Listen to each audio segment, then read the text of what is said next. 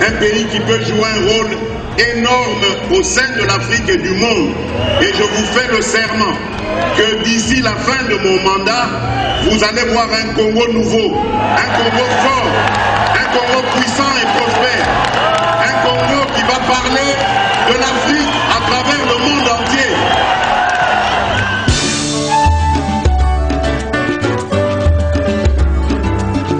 Yahweh, Yahweh, bénisse Congo. Yahweh, Yahweh, batela mitombo.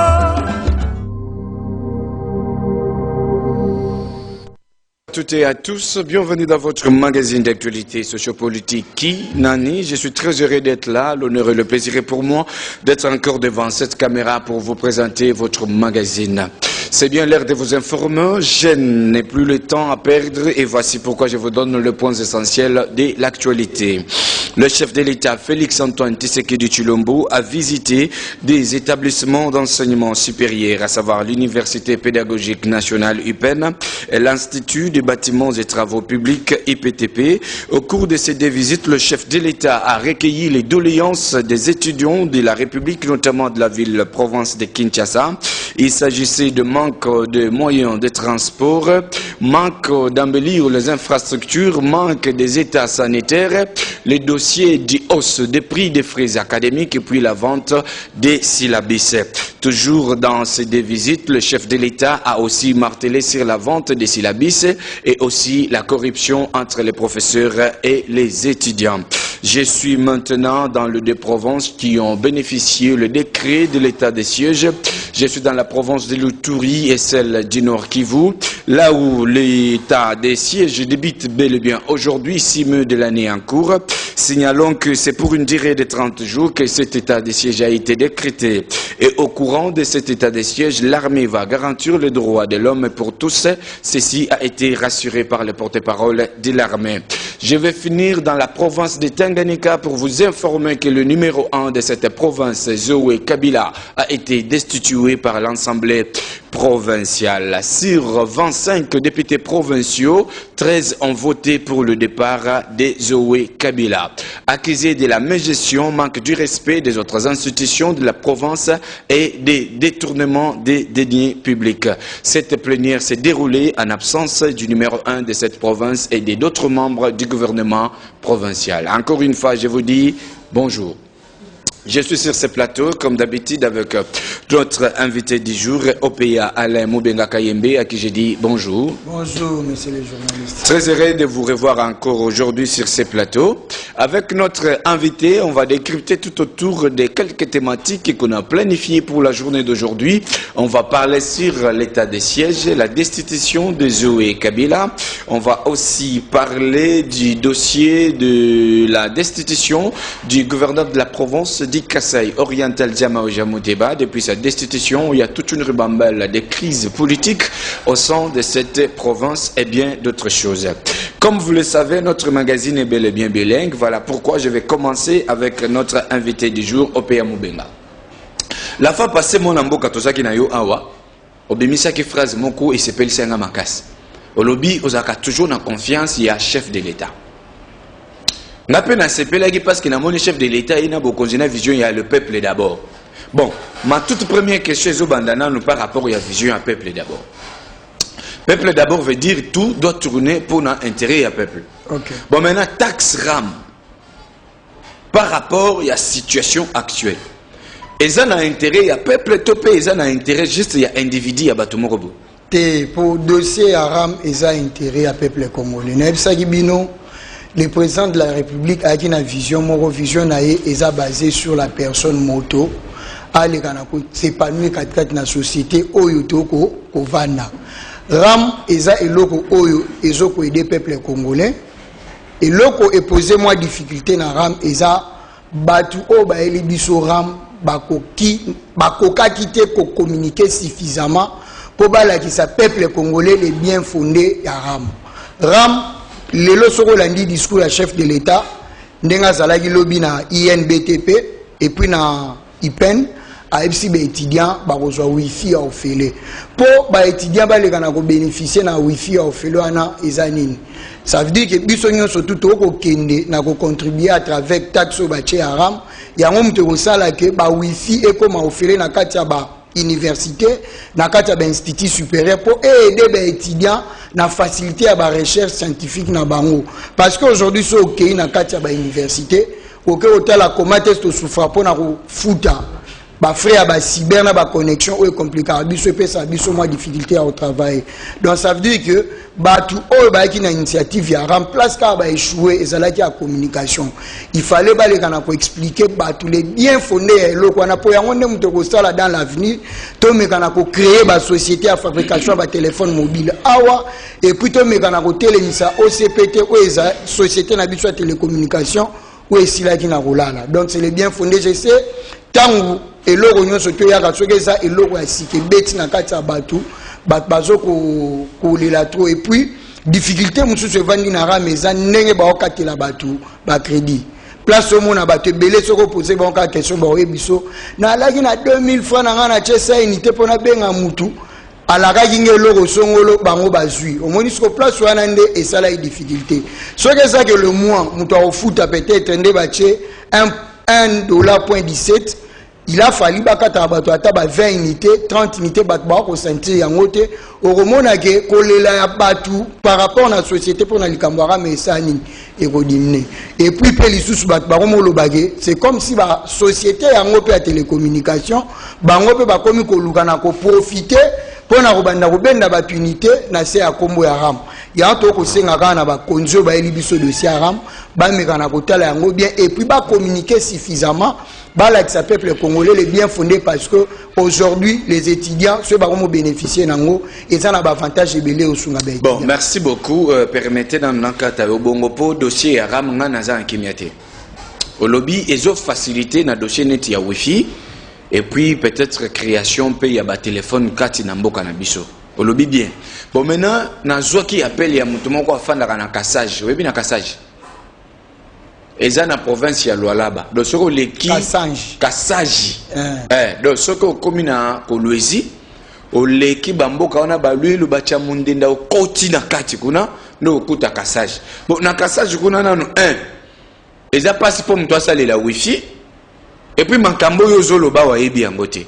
Ozomona te que za difficulté ceux qui ont na sens wana. Pourquoi le gouvernement yango moko ezui en charge tes dossiers ya wifi? Il faut ezongisa ngwe pa population eza pauvre, population eganya kelo côté gouvernement tikala opesa ba congolais misala te.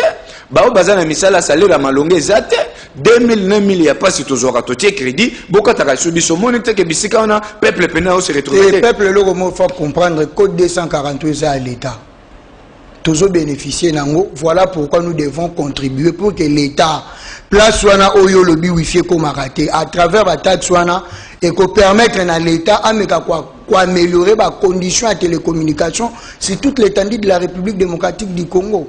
Bon, normalement, ce peut être la logique de taxe. Il a fallu la société ou les bichons makamba téléphone, net ba Vodacom, ba RTL, Orange normalement, ba on il fallait ba fouta po tal. Peuple a sombi téléphone, a sombi SIM. A sombi crédit normal, a sombi pe méga. Kaka peuple on a foutu à l'issue sur un taxe. Parce que moi, on a dit que code il y a plus de 243, ça code il y a l'État. On a tous ces temps. Et ça code il y a l'État. Et ça code il y a l'État. Il y a un ambition, toujours qu'il y a une amélioration. Les leçons au Taliban, t'as un ambition, c'est pété bali la rapoine. Société ne koufi point. Il faut ôter les sociétés. L'État ôter les misangondé. À travers contribution à peuple congolais, surtout parce que bisogno sur place aux alliés, il faut participer pour la construction en Boka au charge de côté que l'État est mon côté.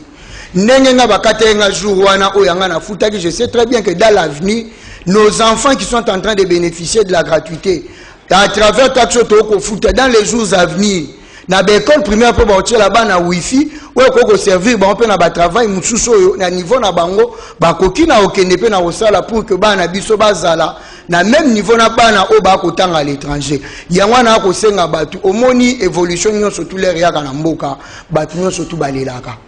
Donc toi mais quand on supporter malembe to côté les Congo. Et puis tu sais bah péter taxe à notre foot à combien ezali mensuel ou bien ezali. Voilà, c'est là maintenant c'est là que je venais de dire tantôt ici, Batouana il faut baya ba communiquer bala ki sabatu les bien fondés à RAM et puis bala ki sabatu modalité à paiement pour lelo nde bat ba ko futela ngo mutu nyonso tout à comprendre ndenge lolenge ni akoko futela ngo te e ko mona ke bamsu ba komolo ba ekomi abi ya ba réseau ba comme ko profiter na sima ya RAM pour ba kata ba crédit alors soy bango ba ye ba expliquer biso très bien comment est-ce que toko futa RAM wana et ko servir pe na biso so que ça que ba entreprise ya télécommunication ba ngi ba kende na babi mutu nyonso to ba ke moi j'avais déjà payé RAM na nga moi o comment est-ce que j'ai déjà payé beaucoup katanga unité autant et comme ça servir na bat baleka na kolandela ba société on a pour que abi ezalate pour abi pe ko ya kwa nini pour na koluka na ko salir RAM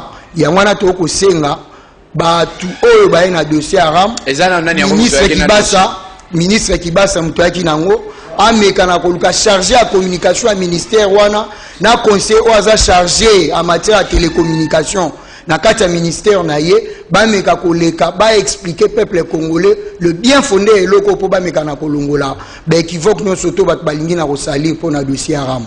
Merci beaucoup Nabandi, bana Congo, bana Kinshasa, partout, bipa ibo kolanda. Biso liboso bitandoike, bozoko bana rejoint quand même bosolo par rapport au dossier RAM. C'est-à-dire, nous sommes en train de voir comment est-ce qu'il faut saisir même l'excellence Kibasa Maliba pour aïe bapé na koleka ou à éclaircir Isusubino. Comment est-ce que fonctionnement y aura mes salema et puis après ça biso montant exact oyo mona mboka nyonso esengeli afuta ba décréter état de siège dans des provinces.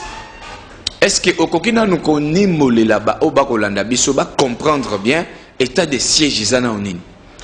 État de siège eza to longoli administration normale ou esala na kati ya province wana ou esala ki ba civil touché ba soda pour ba gérer pour un temps par rapport à la situation oyo et se retrouver na kati ya contrée wana o ba décréter état de siège ya wana ko mona ba congolais ebele bazaye ko lobake le président a komata ba avion a ko kende ba ko kufa na beni ya ko kendaka ba kanisa ko ndire président atika ki bandeko na biso ya Nord Kivu na bandeko na biso ya province ya Ituri ya wana moni lelo le président toujours na lolenge na ya kozala garant de la nation yangwana silaki na koloba ba civil na moni dossier o boko kokayango te lokola boko kokate qu'est-ce qu'il faut tocha état de siège poto mekana kolandela ba soda basala musala ya koeba na kolandela au juste moi muto akocha nyamu aza kote nini pona ko mekana ko paralyser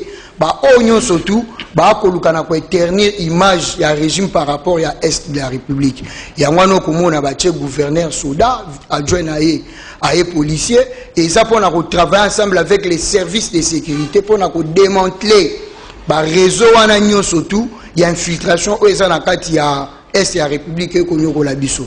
Bon, maintenant, changement on a. Kolongola ba gouverneur, kotia ba militaire na ba policier, est-ce que c'est constitutionnel ou bien c'est libanda mibeko? Le président de la République a causé la iloko mongote sans se référer à la Constitution.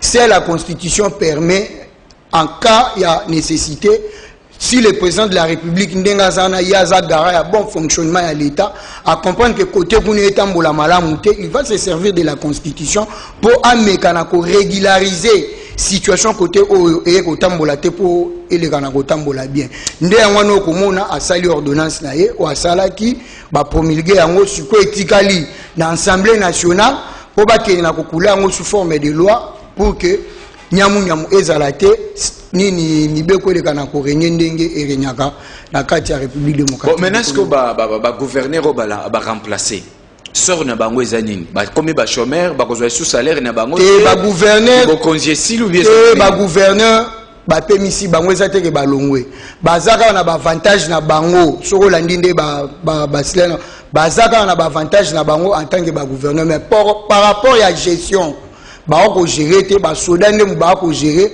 pour tout monde clair soko ezake un mois oyo ba soda ba ko gérer soki tomoni et ko continuer to ko senga sous prolongation Assemblée nationale a otala lissus pour na prolonger ndenge zalaki na dossier ya Covid ya confinement. C'est comme ça que dès que tout le monde a que calme zongi kuna, ba zongeli ba poste na bango comme ça, ba landi siko trace o ba soda ba kotika pour na évolution à sécurité na ngamba province ya Nord Kivu ainsi que province ya Ituri. Merci beaucoup. Na bien te même baye kolia Yesu. Baza confiance na Yesu. Mais moko quand même azaki na moi tembe. Parce que confiance sur ça dans le chef de l'État n'a pas battu. Est-ce que vous avez sûr que l'état de siège et qu'on résoudre le dossier, il y a massacre, insécurité dans l'Est? Non, le président de la République a garant, il y a bon fonctionnement, il y a des institutions surtout. Donc, l'état de siège n'a pas biso. Au moins l'état de siège tout le monde un régime normal. N'engé zawana siko l'état de siège. Au moins ba convoi surtout. Biloko surtout au sali makuna les militaires ba rolekana ko contrôler yango à la loupe. Pona koyeba côté nini insécurité et côté laka. Soda so ba pesier charge aza soda. Poza étage à souka. Donc ba étage à souka république. Donc baza obligé à repérer biso résultat na ngambwana. Et puis eza serment na bango basalaka. Bakokufa pona ekolo.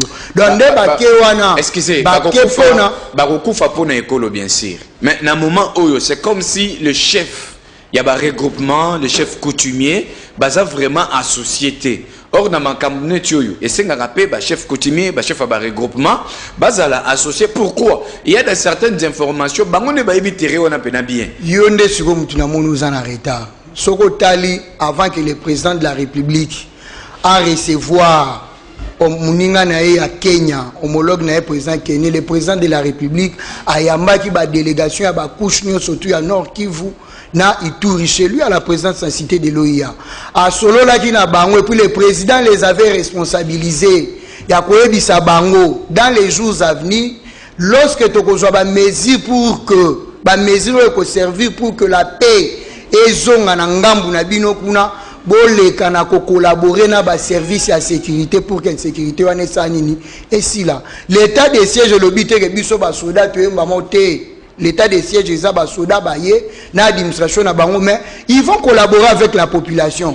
Parce que si tu te souviens ici, en 1998, lorsque le rebelle Bakota qui na Kinshasa oyo, batu basungaki mapinga po baye bake, ba rebengo baza koto et ça la population. Pourquoi? C'est parce qu'il y avait la collaboration entre les forces armées et la population. C'est de la même façon. Dans la province à nord qui venait Ituri et Kosalema. Ba chef à regroupement, aux chef coutumier, ils sont en train de travailler ensemble avec les agents de service et de sécurité pour démanteler le réseau. Et pour au moins une collaboration au moins Kimi Rozonga na Est Mboka rapidement. Merci beaucoup à tous nos téléspectateurs. Je sais que vous êtes nombreux. Basta faisait belé. On a un bassigne awa pour me faire voir que vous êtes déjà branchés. Vous suivez votre magazine. Avant de continuer, je vais lire quelques propos tenus ici. Et puis, que ça propos mi balé. On a besoin pour réagir et les colons na yango. Tous nos propos ya liboso et ya excellence ministre Moïndo Zangi, ministre ya enseignement supérieur et universitaire, à tenir propos pour nos colobaboyer. Azo sepelate et puis à lobby esengeli ko stopper système wana et à côté que la kaba étudiant ba syllabus et à l'institut supérieur et à la même na ba université et puis azali na posa ya ko lutter contre les antivaleurs, tracasserie ainsi de suite, corruption na katia ba institut supérieur et puis na ba université. Nazali na propos sur mi balé awande bisika na besoin pour réagir. C'est Martin Fayoulou et Adolphe Mouzito. Bazali koloba par rapport à état de siège. Pona bango balobi boye. Dossier il y a insécurité à l'est et zali ko résister parce qu'il y a eu illégitimité des institutions et leurs animateurs. Désorganisation et infiltration des forces armées congolaises. Na yango l'État congolais est en gestion yamabe. Il a fallu que toucher dans nos armées pour na kolongola bato ba infiltrer et puis qu'on commise ba institution nyonso légitime. Comment est-ce que vous réagissez par rapport à ces propos? Mon frère, excusez-moi, omoni bande gona biswana mi balé d'habitude sur na kolo bandeni loba kaka oyo koloba wana pour que parce que il y a pas plus longtemps si bango ba tenir propos yo il faut pas réagir par rapport à moi na zo kende par rapport à ba propos na bango il y a pas plus longtemps awa kala bango wana basala ki marshal bazo senga soutien pona bande gona biso ya est ya république Et aujourd'hui, je trouve très mal. Et logo bango, basalela qui marche pour un soutien pour balobaki président Kangi Misu. Et aujourd'hui, le président a eu décision pour na rozongisa sécurité na est. Baromo la biso dossier il y a infiltration il y a ba soda na kati armée. Donc je ne sais pas aussi c'est ce qui bazo luka nini. Awa dossier toza nango eza ya ba ko kufa na est. Mais ba infiltré on a des bazo boma batongo ba ko kufa na est non?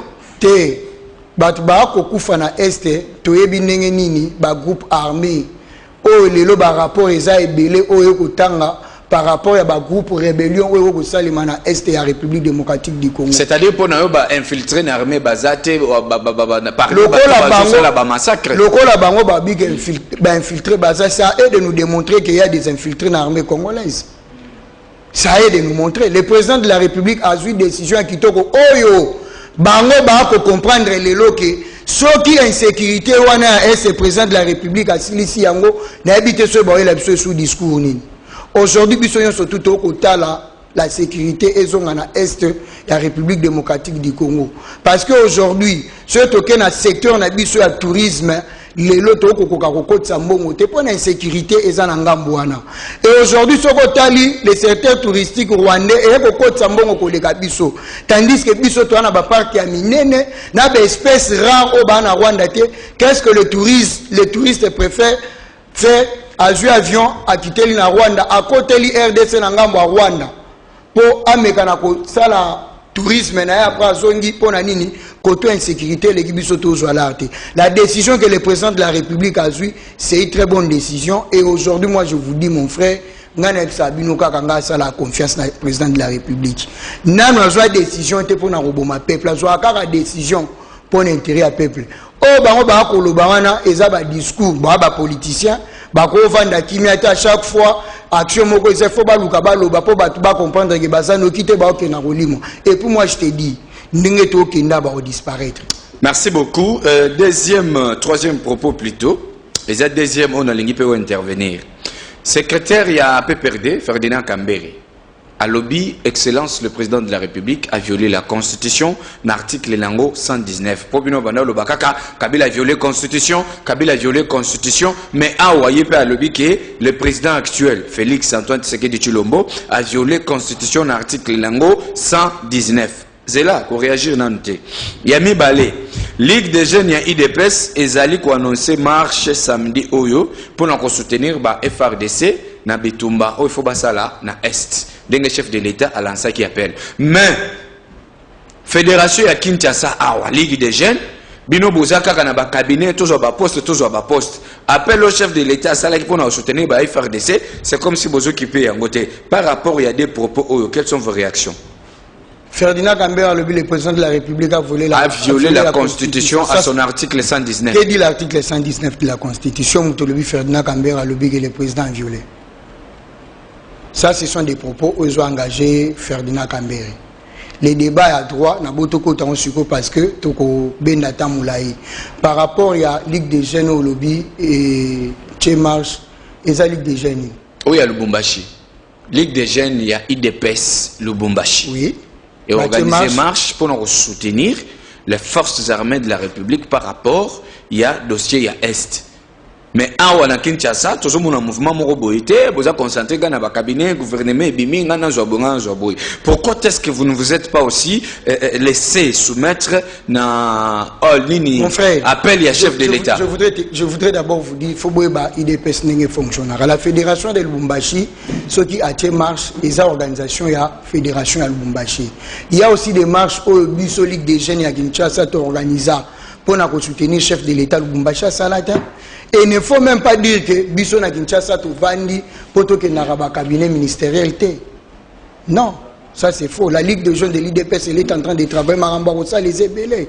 Et nous savons très bien, Ndengel Bumbachazo, ça la marche de soutien aux FARDC. Nous sommes de pair avec eux. C'est l'IDPS qui fait. Est-ce qu'il faut que Lubumbashi soit sali, Kinshasa soit ça là, c'est au sein un peu Matadi. Pourquoi ne pas le faire sur l'étendue de toute la République? Il faut ça. Non.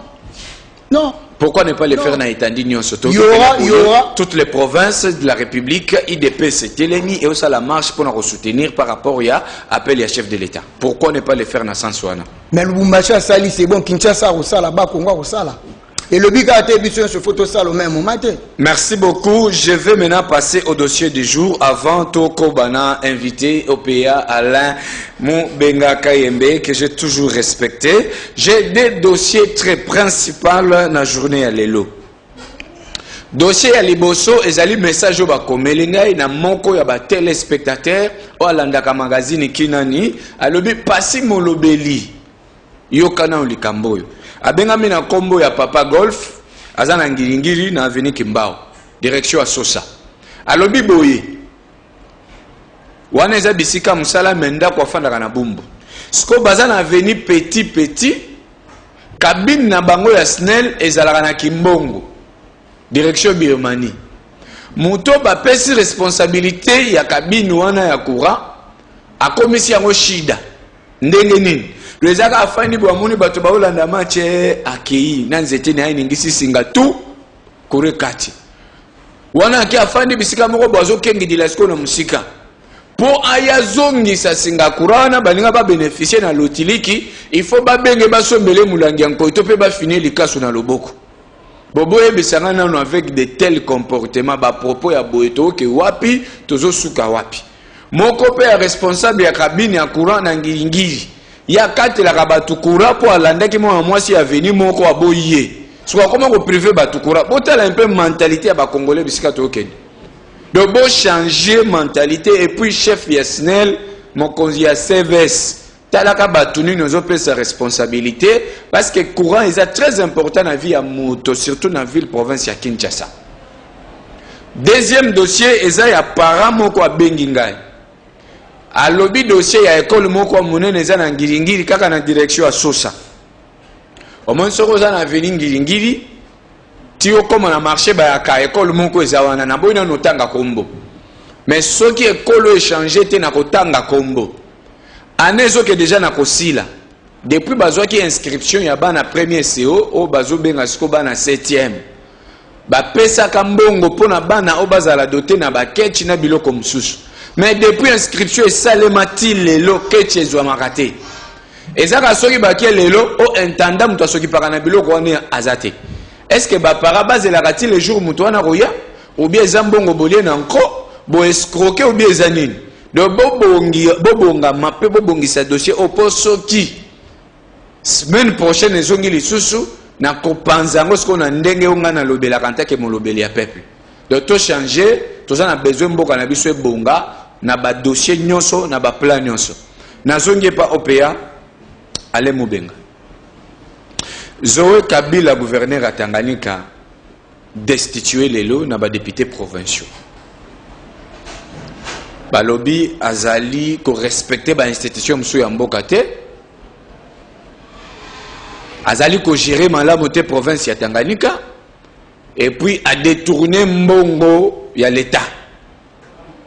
Est-ce que natango zota la pena Zoé Kabila a roiba mbongo l'État? Negonanga ina roibisona ne lo mo faut comprendre. Mutu soka zalaki déjà au départ moyibi ils a pas si pour abongwama si facilement. Les lots soko ngana tomeki ko raisonner awa très bien à dossier à passeport. Ba passeport na biso ba la oteke la biso $250. Vous comprenez que na kati ya dossier wana un passeport, le monsieur était cité. Monsieur le monsieur Tangilanga comme il était cité, l'entreprise le contrat qui bénéficiait na Puano ba matela i passeport s'il vous plaît nazoya natangi monsieur oyo utuko Tangilanga siko pona zwa liloba gouverneur. Il a été cité, l'entreprise qui avait signé ce contrat-là. Mon wana nyonso bandeko kendo ya likolo ya passeport qui en bénéficié. Et mon frère, croyez-vous que ces députés-là à Tanganyika bakoza la ba idiot, bakoza bazoba, po ba bavanda baloba ke ana non respect à batu.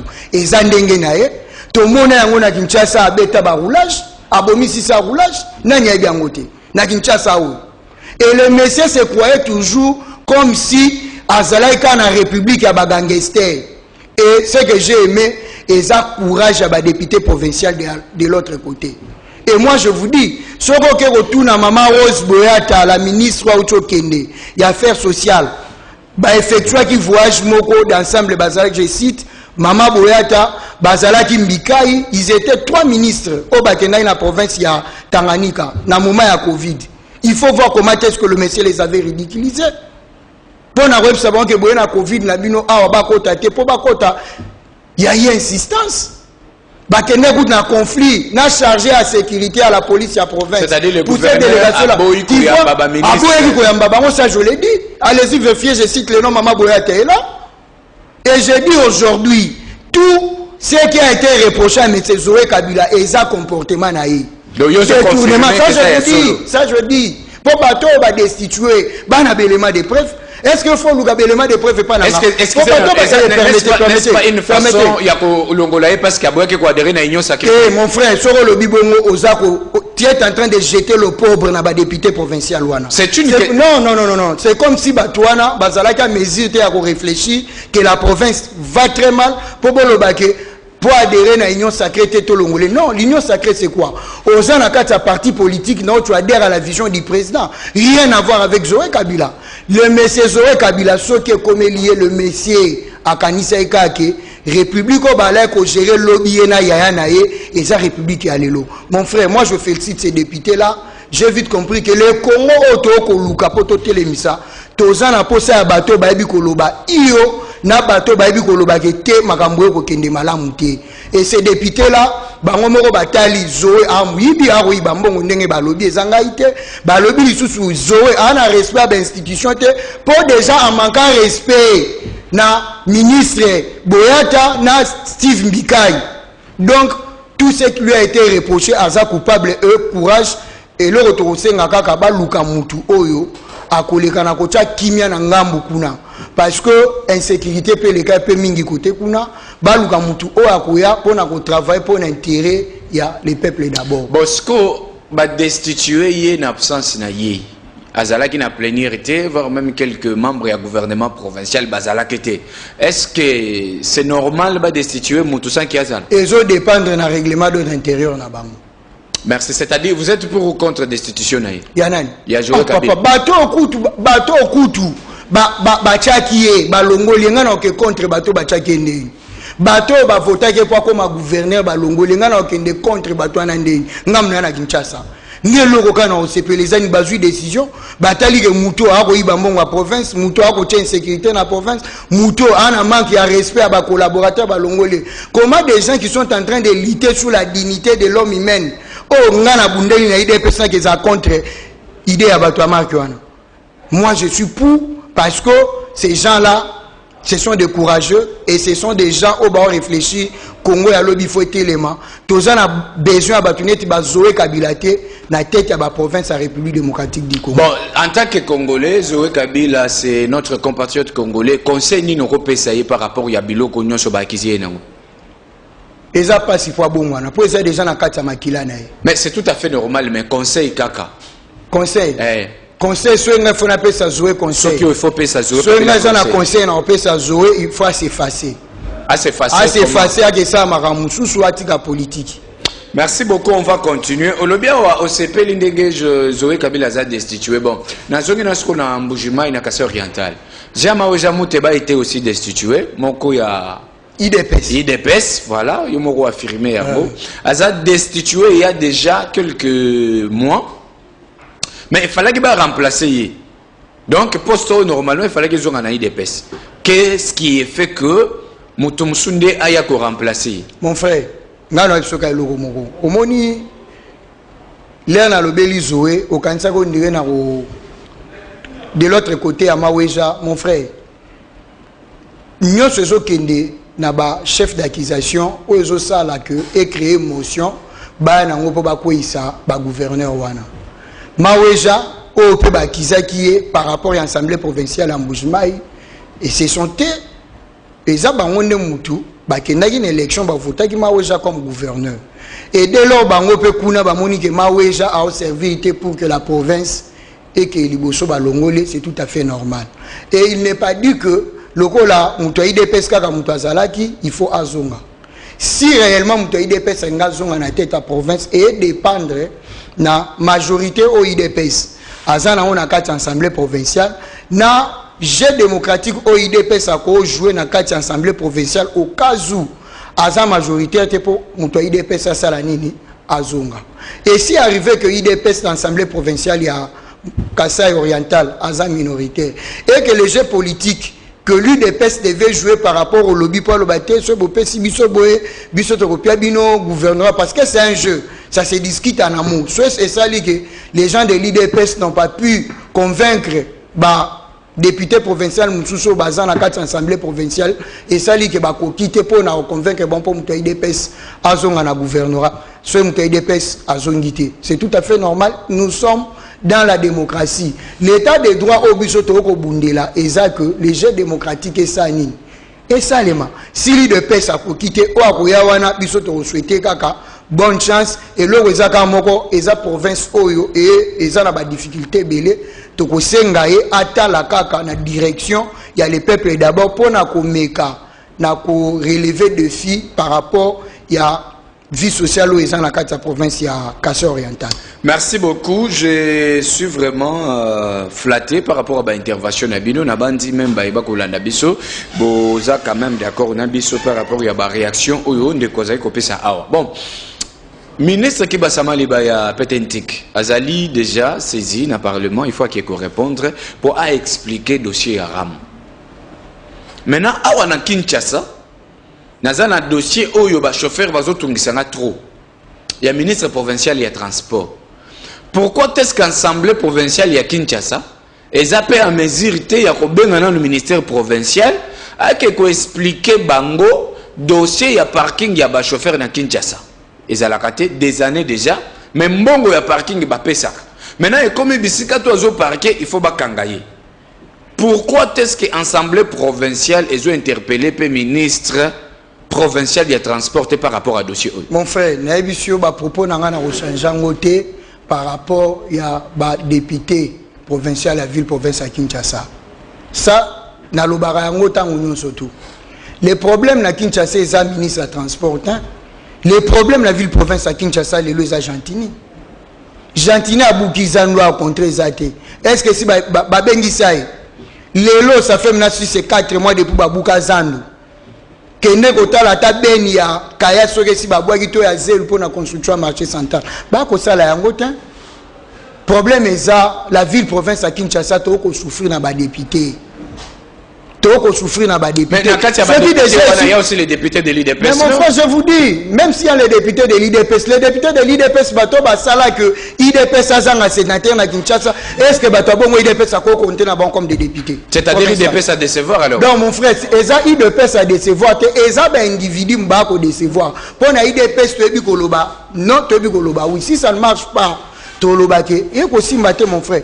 Donc, problème il y a transport na Kinshasa. Ça nous regrettons parce que rôle ya ba député zalaka ko bengisa ko sambisa na ko sala ba edi.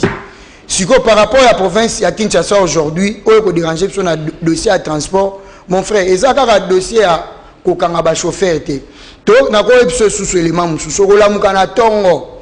Ngana za na lingwa la pona kende lemba na ko futa 500 francs. Okolongwa lemba na tongo po oya IEC ba ko futa 1000 francs. Mais soit aux ongeli arrêté à Kimbuta par rapport à transport ezaka 500. O komona ke ba bevi e ko salema ebele o ba ministre ba député provincial wana. Il fallait ba le kana kotala ba kotala. C'est comme si ezana bateau ba ko travailler na lolenge ya koluka ke batna Kinshasa ba mona te comment est-ce que le président de la République a ko travailler wana to ko senga assemblée provinciale wana nyonso dans les jours à venir. Ce que l'élection Rosala a ta député mon côté à la carte assemblée provinciale en Azunga. Merci beaucoup. Toza Diana Souka, j'ai deux petites questions à Souka. Bon répondre en brièvement. Siridi Soza professeur il faut noter. Fifi Mansouka Wazosa la intérim à province ya là-bas. Européen c'est combien? Ngala Kinshasa ya Zoé peut opposer la même question na ebisa kio na zana Kinshasa na ebi côte na opesa Zoé te mais côte ba pesi Zoé lelo yo moko moni également na Fifi Masuka je sais que ça problème moko ils étaient en contradiction na yé na titulaire naie pour le moment. En tout cas, permettre le droit de réserve pour ne pas donner la cote à Madame Fifi. Question Yasuka. Entre Nero Mbungu et Jantini Ngobilambaka, qui mérite d'être à la tête de la province de Kinshasa? Entre Jantini et Nero Mbungu, personne. Qui mérite d'être à la tête? Merci beaucoup. Message Yasuka Nambaibala Debiso Poto. Message Yasuka Zara na sengi na ba combattants soit IDPS, tous à la serrant, tous soutenir vision chef de l'État. Le peuple d'abord, tu dis que le président Zawana Azamuto Soka Lobby a causé la bisogno soto comme on a dimanche to kuta na 7e rue na 12h juste. Merci à toute l'équipe qui m'a accompagné. Merci à vous, très chers téléspectateurs. Merci à tous ceux qui ont été de près et de loin. Tous ceux qui nous ont écrit vos messages, nous sommes en train de les lire. Tous ceux qui nous ont appelés aussi. Nous sommes aussi en train de remercier le directeur technique Gimbemba. Je dis merci à mon réalisateur. Merci à toute l'équipe qui m'a accompagné. Vous et moi, samedi à partir de 15h. Suivez cette émission sur YouTube Kinani TV et vous ne serez pas déçus. Abonnez-vous, aimez et vous ne serez pas déçus. Avec Kinani, je vous dis au revoir. Quand vous avez une voix qui se lève pour parler en votre faveur, vous avez réussi. Que vous avez un beau pays, un pays très puissant, un pays qui peut jouer un rôle énorme au sein de l'Afrique et du monde. Et je vous fais le serment que d'ici la fin de mon mandat, vous allez voir un Congo nouveau, un Congo fort, un Congo puissant et prospère, un Congo qui va parler de l'Afrique à travers le monde entier.